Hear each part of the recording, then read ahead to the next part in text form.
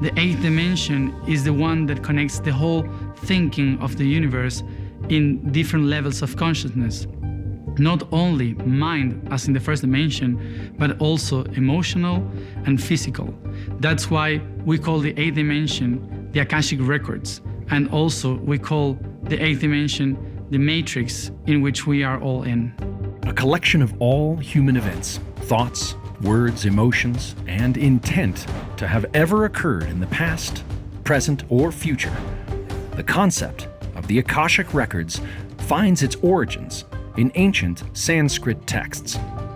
But what knowledge lies within these treasured records, and how does one uncover their eternal truths?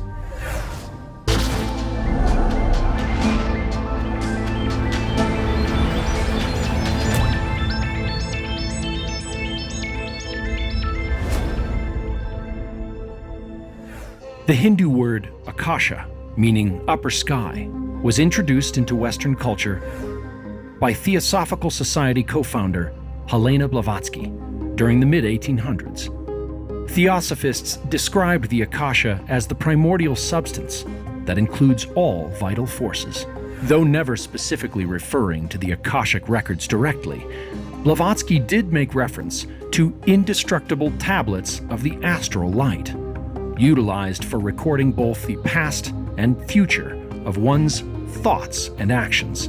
This repository of cosmic information, referred to as the Akashic Records, was widely disseminated by early theosophists, like author Alfred Percy Sinnett.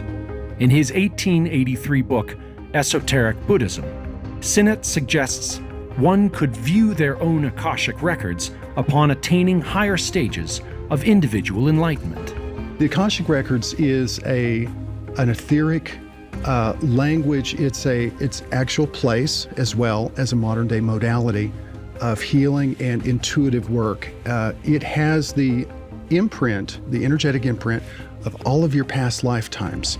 And you have a personal book of life that's stored in the etheric field of the planet, in the Akashic Records. And you can access this during your lifetime, and it will give you a deeper knowing of who you are and why you're here. Many religions reference a posthumous life review upon entering the afterlife, where a book of life, or similar notion, is used to judge and weigh the merits of one's existence. Yet, is the idea of an Akashic library a literal, physical place, or a metaphorical myth used to explain a complex idea? It's been referred to as the Hall of Records, the Library of Light, the Mind of God, God's Remembrance. There's many ways that they are referred to. And they hold what we would call our past, present, and potential future.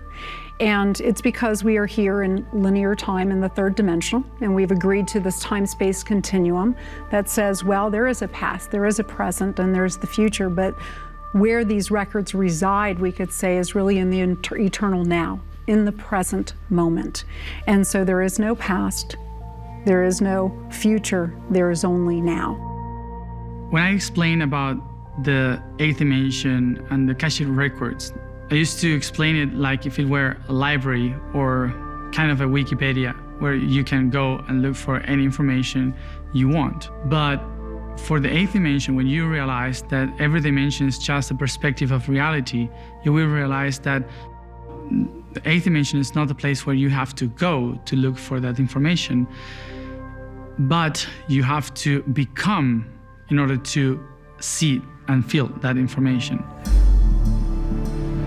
It would seem that accessing the Akashic Records is a more metaphysical process than merely reading words on a physical page. So, how is human consciousness connected to the Akashic realm? If we think that we are a leaf or a flower in a tree, and because we are a leaf or a flower, we are trapped in the tree, is because we didn't understand that the flower and the leaf are the product of the tree. They are not something separate. They are trying to feed the tree. With every experience, with every breath, you are feeding the network. The Akashic Records is like this library where every book that haven't been written yet, and every book that was written shares the information all the time. Though the insight one might gain from viewing their own Akashic records is a tempting prospect, Matheus de Stefano warns against this practice before one is spiritually prepared. So this is the difference between the people that is trying to get into the Akashic records to look for information, and the people that is willing to transform itself. So if you take the information from other universe instead of creating your own universe, so you will be eating the fruit of that tree of life, and your own reality will disappear and will be destroyed by the information that is not your vibration.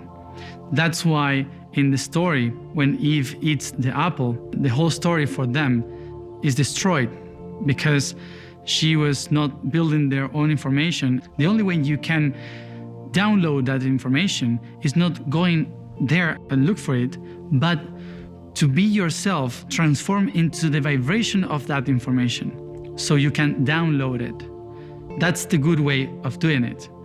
Don't go and look for the information, just put yourself in the level of that information so it could be downloaded to you.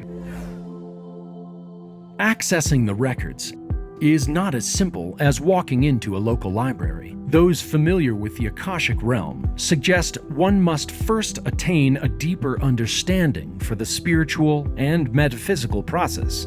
However, spiritually minded individuals suggest that with the knowledge of the Akashic records and their chronicling of our past, present, and future comes a great tool for enriching one's life. There's literally no inaccuracy with the book because the book is not going to be telling a fictional story for you. The book is literally going to be your truest self. So if you connect into your records, if you connect into your book of life, it's like looking in the mirror. The mirror doesn't lie. And the interesting thing about this mirror is it's a mirror for the soul. And when you look into it, you're actually able to write, you're actually able to create, to heal, to clear yourself, to create a great life. The story of our lives is both individual and a coalescence of all living things within our reality. Accessing the Akashic records and viewing our own past, present, and future may be the most profound guidance to understanding the true nature of our reality.